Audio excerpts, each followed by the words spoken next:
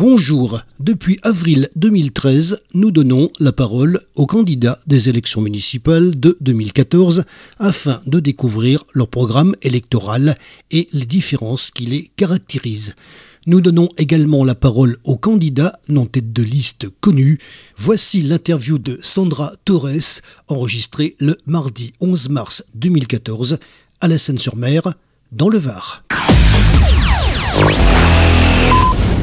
Alors nous sommes le mardi 11 mars 2014, nous sommes de retour à la Seine-sur-Mer. J'ai quelqu'un à côté de moi, je vais lui demander de se présenter. Bonjour. Bonjour, moi je suis Sandra Torres, conseillère régionale. Je me suis engagée aux côtés de Monsieur Vittel sur la liste des municipales à la Seine-sur-Mer. Alors la première fois que je vous ai vu, c'était donc l'ouverture de la permanence des Sablettes. Tout à fait, c'était dans le cadre de l'inauguration de la permanence des Sablettes où nous avons eu le plaisir de recevoir donc Jean-François Copé, président donc du mouvement de l'UMP, qui nous a fait l'honneur d'assister à cette inauguration. Et comme vous avez pu le constater, elle a mobilisé un grand nombre de Sénois et de Sénoises de par sa venue. Alors vous savez que j'étais présent, que j'étais aux premières loges, j'étais pile devant, je vous ai pris en photo et bien sûr Jean-François Copé aussi. Et puis j'ai donc vu Philippe Vittel pour la première fois en interview court. En effet, ça a été notre première rencontre et je suis ravie aujourd'hui que vous reveniez vers nous et qu'on puisse justement se présenter et vous faire part aujourd'hui du projet que nous avons pour la Seine et de faire un peu plus ample connaissance. C'est avec plaisir que je vous reçois aujourd'hui. Alors justement, on a commencé donc il y a quelques temps,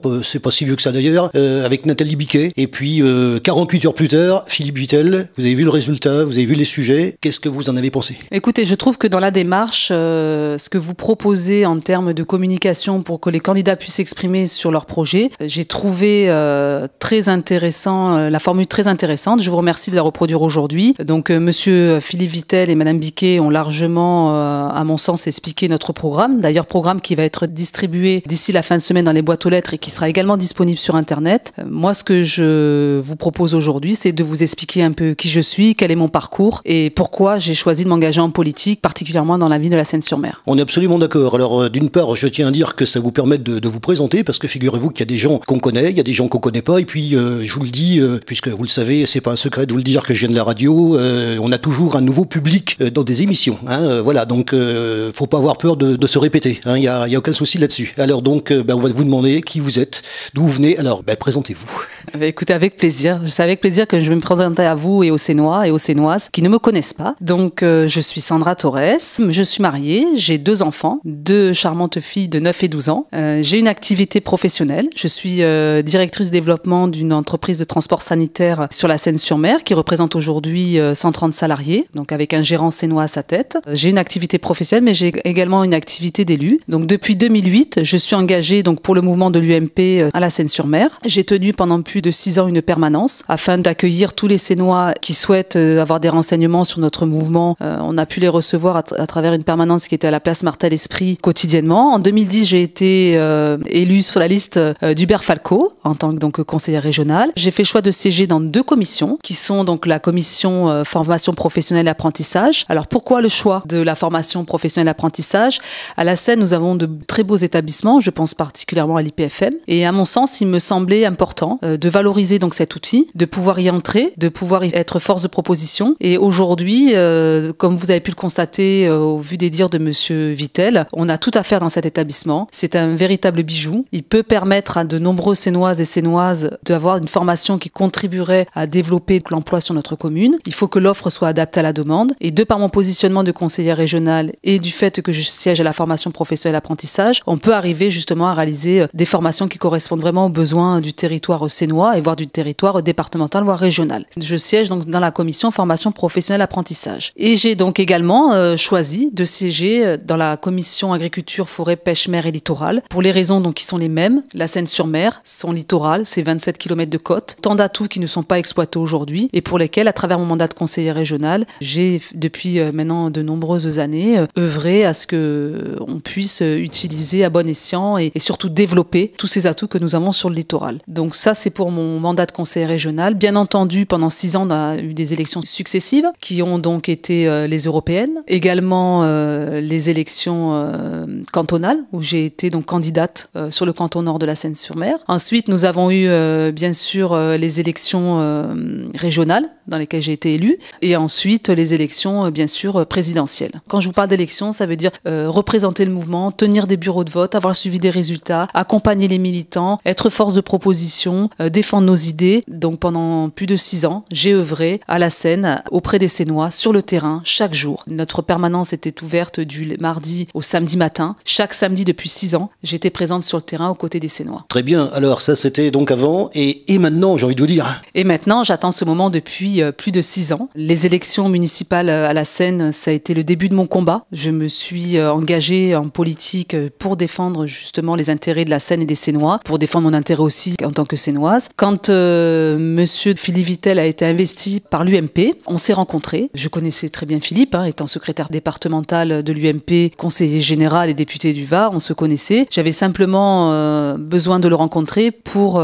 connaître un petit peu son projet pour la ville et savoir comment il comptait mener sa campagne et lui faire part de mon expérience depuis 6 ans, de ce qu'attendaient les Sénois et tout particulièrement la force militante UMP. J'ai travaillé pendant 6 ans, on était attendus, on attendait avec impatience les élections municipales. Quand monsieur Vitel a souhaité qu'on se rencontre, je lui ai fait part de mes attentes et à savoir comment il comptait aujourd'hui mener sa liste et son projet sur la commune de la Seine. Suite à notre rencontre avec Philippe Vitel, nous avons donc discuté, échangé de son projet, de sa vision qu'il avait de la Seine-sur-Mer, de ce qu'il souhaitait mettre en place et également de savoir comment il comptait mettre en place cette équipe, quelle place il allait attribuer à chacun d'entre nous et comment il me percevait sur la commune de la Seine. Mais il fallait aussi avoir une équipe compétente. Et à mon sens, pour pouvoir gagner ces élections avec un beau projet, il fallait avant tout s'entourer à la fois de personnalités connues, mais également de personnes compétentes qui connaissaient les dossiers et de Sénoises et de Sénois qui vivaient la ville. Parce que moi, ce qui est important pour moi, à mon sens, là, c'est l'élu qui vous parle, c'est la politique. Il faut avoir des personnes qui sont dans la vie active. Alors c'est très difficile aujourd'hui quand vous êtes élu. Moi, comme je vous l'ai dit, j'ai 40 ans, je suis maman, donc je suis mariée, j'ai une activité professionnelle. Il était important qu'on s'entoure dans cette équipe de gens qui vivaient la ville, qui ont leurs enfants qui vont à l'école, qui ont leurs parents qui sont peut-être dans des institutions de la ville, qui y travaillent ou qui travaillent à l'extérieur, mais qui en tout cas ont besoin de toutes les compétences de la ville pour améliorer leur cadre de vie, avoir un projet qui leur corresponde vraiment. Et ça, c'était essentiel à mon sens pour qu'on puisse proposer aux Sénois et aux Sénois un programme qui leur correspond et un véritable programme qui soit crédible et qui réponde vraiment aux attentes des Sénois et des Sénois. Très bien. Alors,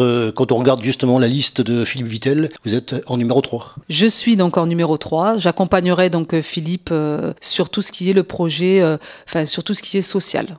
Voilà. C'est un choix personnel, car je suis très attachée à tout ce qui est l'intergénérationnel, les anciens combattants, le volet social, mais également aider les jeunes à s'insérer dans la vie professionnelle. Je pense particulièrement, ça c'est mon combat de femme, aux femmes victimes de violences, telles qu'elles soient. Il était important pour moi de prendre, en tout cas, d'axer mon action politique sur la Seine dans ce domaine-là, qui à mon sens aujourd'hui manque cruellement à la vie de la Seine-sur-Mer. Très bien. Alors vous savez que cet exercice justement, ça a pour but de vous faire entendre des personnes qui vous connaissent et qui vous apprécient même. Et puis, comme vous le savez, comme je vous l'ai dit tout à l'heure en commençant, donc il y a des personnes qui vous connaissent pas, et donc c'est l'occasion justement de vous présenter à elles. On a vocation bien sûr à continuer à se voir après, régulièrement, après le 30 mars, on est bien d'accord? On est bien d'accord. Moi, c'est avec plaisir qu'on pourra à nouveau échanger, vous faire partager ce qu'on a vécu sur ces élections, notre ressenti. Et bien entendu, si on est élu, on a besoin d'avoir des supports aujourd'hui et des outils de communication pour que les personnes connaissent leurs élus. Aujourd'hui, moi, comme je vous l'ai dit, il y a encore, j'ai mené une campagne sur les cantonats. Je me suis occupée pendant 6 ans sur la Seine. J'ai été tout le temps dans le tissu associatif, très présente quotidiennement sur le terrain. Aujourd'hui, là où on a vraiment besoin aussi d'avoir des relais sur la politique qu'on peut mener. Mais si j'ai un message aussi à faire passer aujourd'hui, il faut s'engager. Il faut que nous, élus, on soit des personnalités qui soient accessibles. Pour moi, ça me paraît essentiel. Je suis quelqu'un qui est très très accessible.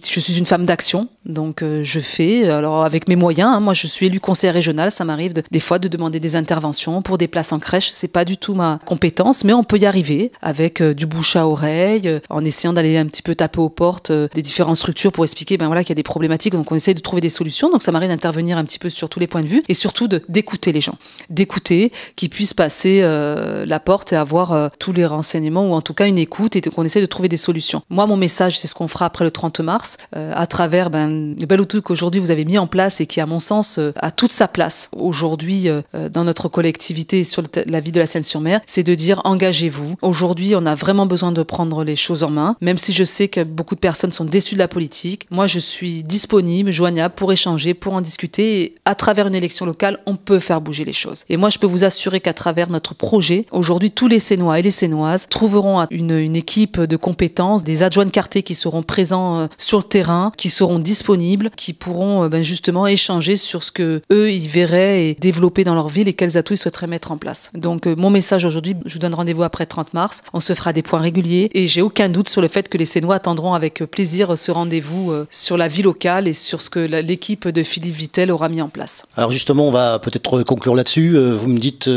avoir donc justement fait partie de la vie associative ici. On va terminer là-dessus parce que les thèmes, on les a maintes fois entendus, donc on va pas revenir dessus. Mais sur ce petit point précis, puisque justement c'est votre, vous faites partie de cette vie associative. Quel regard vous avez ici au niveau de la Seine-sur-Mer sur cette vie associative? Aujourd'hui, j'irai un petit peu plus loin, même dans mon propos. Ce qui nous manque à la Seine-sur-Mer et ce qu'il faut mettre en place au niveau donc de la mairie, et c'est ce qu'on fera, c'est ce qu'on s'attachera à faire, c'est aujourd'hui, on doit pouvoir trouver, quand on cherche une information telle qu'elle soit, on doit pouvoir avoir tous les renseignements qu'on souhaite. Aujourd'hui, quand vous discutez, quand vous échangez avec les Sénois, ils savent pas forcément où aller. Quand par exemple, vous avez un jeune qui est à la recherche d'un emploi, la mission locale, Pôle emploi, quand il passe les portes de la mairie, il a des difficultés à aller à l'essentiel, à avoir trouvé une oreille qui l'écoute et qui va le guider. Donc au niveau associatif aujourd'hui, il existe, il est présent. Ça, je reviendrai pas là-dessus puisque mes prédécesseurs, que ce soit M. Vitel et Mme Biquet, en ont parlé. Aujourd'hui, on mettra un organe extérieur qui permettra de gérer au mieux les associations. Après, c'est plus sur l'accompagnement. Pour prendre un exemple, aujourd'hui, au niveau du handicap, puisque c'est quelque chose qui me touche aussi particulièrement, il y a des outils qui sont mis en place, mais on communique pas dessus. Si vous êtes une personne handicapée, que vous avez un souci, que vous avez un besoin d'information, vous savez pas très bien où aller le chercher et vous n'avez pas forcément la réponse directe à ce que vous souhaitez. Donc, au niveau du tissu associatif, il est existant. Maintenant, il faut qu'il soit plus transparent et il faut que ce soit facile d'accès pour les Sénois et les Sénoises. Le message que je voulais vous faire passer, c'était de dire à toutes les familles que, à travers notre projet, nous sommes très très sensibilisés au fait qu'aujourd'hui il manque cruellement des places en crèche à la Seine. Moi, je suis interpellée régulièrement, pour pas dire pratiquement toutes les semaines, sur des mamans, des familles qui aujourd'hui doivent reprendre leur activité professionnelle et qui n'arrivent pas à trouver de place en crèche ou d'assistante maternelle. Moi, je peux vous assurer qu'à travers le programme de Philippe Vitel, c'est quelque chose sur lequel on a mis l'accent et sur lequel on va s'attacher à ce que toutes les familles aujourd'hui, toutes les mamans puissent aller travailler tranquillement, laissant leurs enfants en crèche et qu'elles puissent reprendre leur activité professionnelle. Il en est de même pour tout ce qui est centre de loisirs. Aujourd'hui, vous avez beaucoup de familles qui ne trouvent pas de place en centre de loisirs. Il va falloir faire un point sur la gestion de ces centres de loisirs, qu'ils soient tous occupés et qu'il y ait beaucoup de flexibilité. Aujourd'hui, vous avez des familles qui ne peuvent pas mettre leurs enfants en centre de loisirs parce qu'elles travaillent à mi-temps, donc elles ont besoin d'avoir que 2 mercredis dans le mois où elles vont mettre leurs enfants et qu'aujourd'hui, les structures actuelles ne leur permettent pas parce que vous les inscrivez tous les mercredis ou pas du tout. Aujourd'hui, il va falloir vraiment que la commune s'adapte à l'évolution, s'adapte aux familles et qu'on puisse répondre à ce besoin. Je peux vous assurer que moi, ça m'est arrivé de gérer plusieurs dossiers où vous avez la grande sœur de 12 ans qui va garder sa petite sœur de 8 ans parce que les mamans n'ont pas de place le mercredi et que pour elles n'ont pas les moyens financiers non plus de payer 4 mercredis pour uniquement laisser son enfant que 2 jours dans le mois. La même chose pour tout ce qui est périscolaire. Je terminerai également mon propos sur tout ce qui est associatif, mais associations sportives et culturelles. Aujourd'hui, pour reprendre les associations sportives, on a un souci, nous en tant que parents, sur l'organisation. Aujourd'hui, quand vous avez un enfant qui veut faire du sport à la Seine-sur-Mer, eh bien, en fonction de là où vous habitez, mais vous n'êtes pas en mesure de satisfaire les envies de votre enfant. Par exemple, s'il veut faire du handball, quand vous savez qu'au niveau des horaires des entraînements de hand, il se passe à l'autre bout de la ville, et bien quand vous quittez votre travail, le temps que vous preniez votre enfant et que vous l'accompagnez, il ne peut pas pratiquer le sport qu'il veut. Leurs enfants pratiquent des activités sportives pas en fonction de leur choix et de leur envie, mais en fonction de ce qu'ils ont à proximité. Et ça, je peux vous assurer qu'on y a réfléchi et qu'on souhaite proposer à tous les Sénois et les Sénoises et à nos enfants de pouvoir pratiquer autant que faire se peut le sport qu'ils souhaitent à côté de chez eux, en facilitant bien sûr l'accès aux différents stades et gymnases de la commune. Très bien, donc on a entendu tout ce que vous nous avez dit. Vous avez pris justement une petite pause pour venir faire cette interview. D'où vous venez et d'où vous repartez? Donc je viens de mon travail, qui se situe à la zone des plages. J'ai fait une réunion très importante avant de venir vous voir et je vous remercie une fois de plus pour le temps que vous m'avez accordé. Et là, je repars travailler, comme toute femme active, où j'ai une réunion donc de travail qui s'enchaîne également. Merci à vous de nous avoir donné la parole, d'avoir eu l'occasion de nous exprimer. Moi, je donne rendez-vous aux Sénoises et aux Sénoises les 23 et 30 mars. J'espère qu'à travers nos différentes interviews, ils auront compris, en tout cas, mon engagement, l'engagement de Monsieur Vittel et de toute son équipe, et qu'ils auront donc eu envie, à travers nos différents échanges et nos différentes interviews, l'envie de lire notre programme et bien sûr de nous faire confiance pour mener à bien notre projet pour l'intérêt de la ville, des Sénois et des Sénoises. Et je vous donne bien entendu rendez-vous après le 30 mars. Moi, en ce qui me concerne, puisque j'ai un petit mot à dire aussi, je vous rappelle que c'est la deuxième fois qu'on se voit. Je rappelle que c'est l'occasion donc de vous donner la parole, de vous faire connaître un petit peu plus justement des gens qui vont nous écouter. Donc merci infiniment de nous avoir reçus. Merci à vous et je vous dis à très bientôt. Les élections municipales de 2014 nous ont permis de pouvoir interviewer les politiques pour connaître leur programme électoral, avec notamment les interviews des têtes de liste. Nous donnerons la parole aussi aux politiques non têtes de liste capables de nous apporter une information de qualité. Retrouvez les autres sujets sur la chaîne YouTube KXTC Podcast. Je vous souhaite une excellente matinée et je vous retrouve très très vite sur un prochain reportage pour KXTC Podcast.